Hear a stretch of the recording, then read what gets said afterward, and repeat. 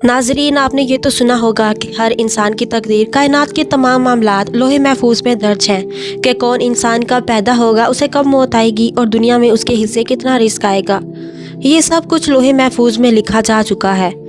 लेकिन दोस्तों, क्या आप जानते हैं कि ये लोहे महफूज क्या चीज़ है, ये किस जगह मौजूद है और इसमें क्या कुछ लिखा गया है और ये कब बनाया गया।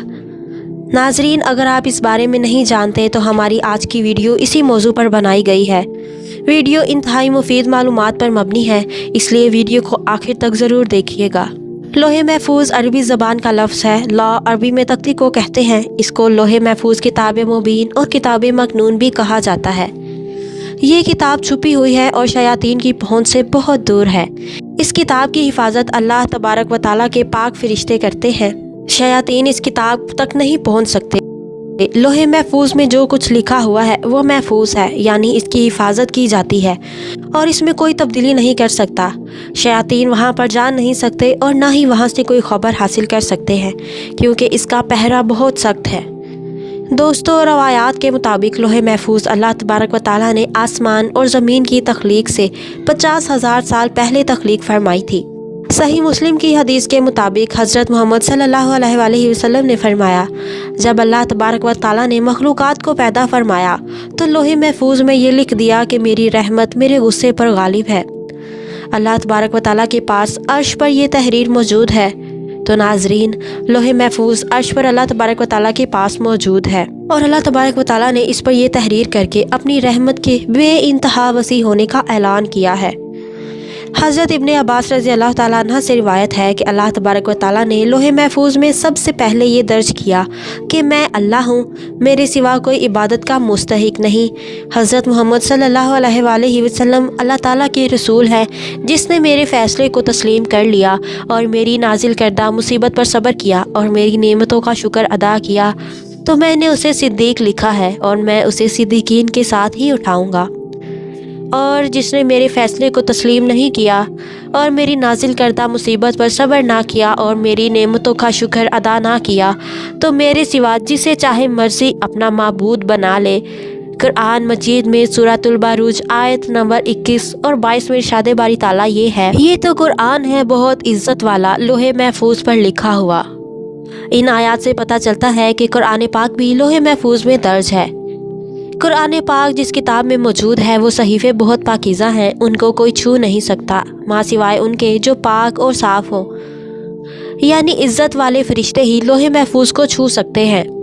लोहे महफूज उन फ़रिश्तों के हाथ और इन फ़रिश्तों के कब्ज़े में है। इससे पता चलता है कि असल कुरान पाक लोहे महफूज में मौजूद है और हमारे पास जो कुरान पाक है वो उस कुरान पाक की कॉपी है।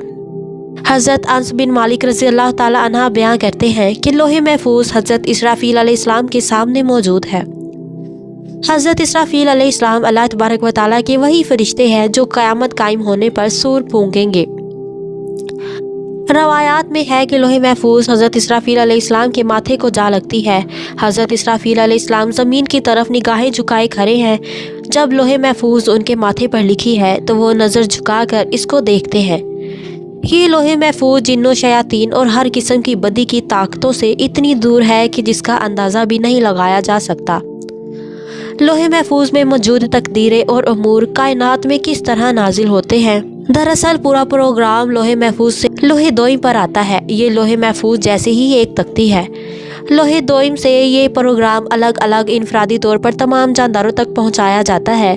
चूँकि इस प्रोग्राम में इंसानी इरादे भी शामिल होते हैं। जैसे किसी इंसान ने कोई काम करना है तो ये काम उसके जहन में इसी तरह वारिद होता है, फिर उस काम में इंसान अपना ज़ाती इरादा शामिल करता है, फिर वो इस काम को सर अंजाम देता है। यानी हर अमर और काम में इंसान को नियत और इरादा करने का मुकम्मल इख्तियार अता किया गया है। ये कुरान करीम में कुछ अल्फाज ऐसे हैं जिनका मतलब आज तक किसी को मालूम नहीं और ना ही ये मालूम होगा।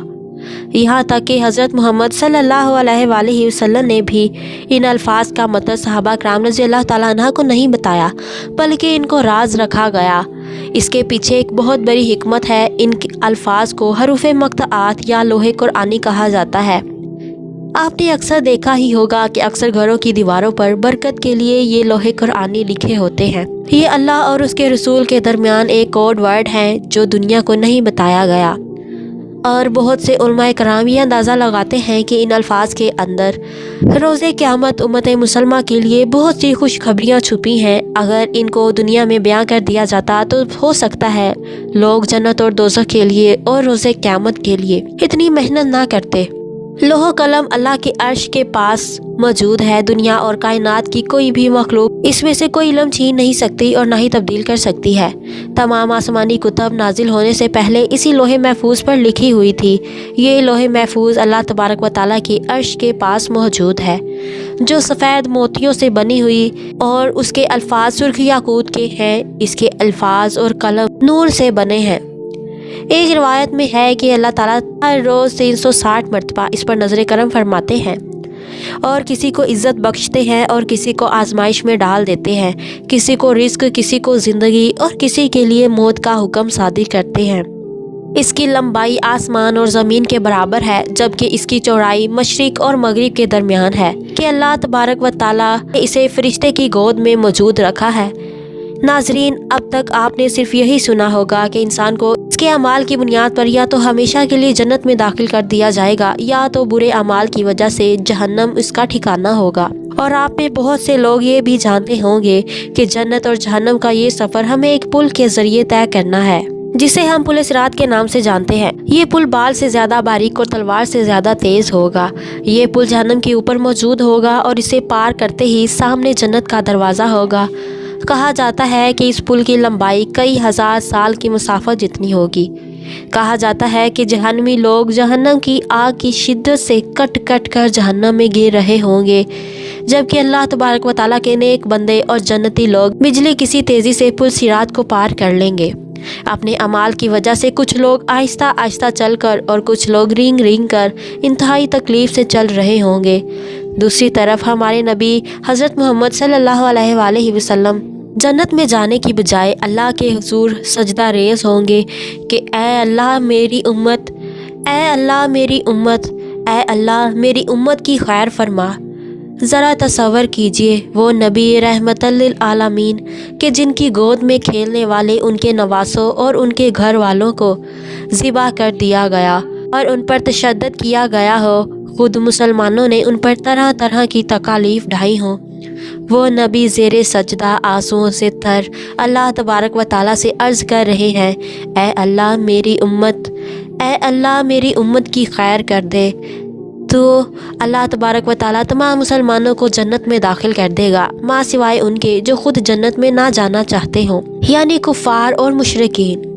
دوستو، ہمارے ذہن میں اکثر یہ سوال آتا ہے کہ ہمارے نبی پاک حضرت محمد صلی اللہ علیہ وآلہ وسلم بھی پل صراط کو پار کرے کے جنت میں پہنچیں گے یا نہیں؟ کیا تمام انبیاء کرام کو بھی اسی طرح پل صراط پار کرنا پڑے گا؟ تو دوستو، اس کا جواب ہے جی نہیں، کیونکہ ایک حدیث شریف میں یہ بیان ہوتا ہے اللہ تبارک و تعالیٰ کے نبی حضرت محمد صلی اللہ علیہ وآلہ وسلم نے ارشاد فرمایا کہ اللہ تبارک و تعالیٰ حضرت محمد صلی اللہ علیہ وآلہ وسلم کی امت میں سے 4 لاکھ لوگوں کو بغیر حساب و کتاب کے جنت میں داخل کرے گا۔ اب اس حدیث مبارکہ سے یہ ظاہر ہوتا ہے کہ حضرت محمد صلی اللہ علیہ وآلہ وسلم اور آپ کی امت میں سے تمام شہداء، آپ کے اہل بیت اور آپ صلی اللہ علیہ وآلہ وسلم کی تمام ازواج محترات اور اللہ تبارک و تعالیٰ کے نیک بندے 4 لاکھ لوگوں میں شامل ہوں گے، جو انہیں بنا کسی امتحان سے گزارے پل صراط سے پار کروا کے جنت کے دروازے تک پہنچا دیا جائے گا۔ پل صراط کے متعلق ایک بات یہ بھی ہے کہ یہ پل انتہائی اندھیرے میں واقع ہوگا۔ یہ جنت اور جہنم کے درمیان پہلے سے موجود نہیں ہوگا، بلکہ اسے اسی وقت لا کر رکھا جائے گا۔ جہنمی لوگ اپنے رشتہ داروں کو پل صراط کے اوپر سے کٹ کٹ کر گرتا ہوا اور مرتا ہوا دیکھیں گے، مگر کسی بھی شخص کو سوائے اپنی جان بچانے کے کسی دوسرے شخص کی کوئی پرواہ نہ ہوگی۔ اللہ تبارک و تعالیٰ سے یہی دعا ہے کہ اللہ تعالیٰ ہمیں پل صراط سے بآسانی گزرنے کی توفیق عطا فرمائے اور لوح محفوظ میں ہماری یہ تقدیر لکھی جا چکی ہو کہ ہم جنت میں اپنے پیارے نبی حضرت محمد مصطفیٰ صلی اللہ علیہ وآلہ وسلم کے ساتھ ہوں۔ آمین۔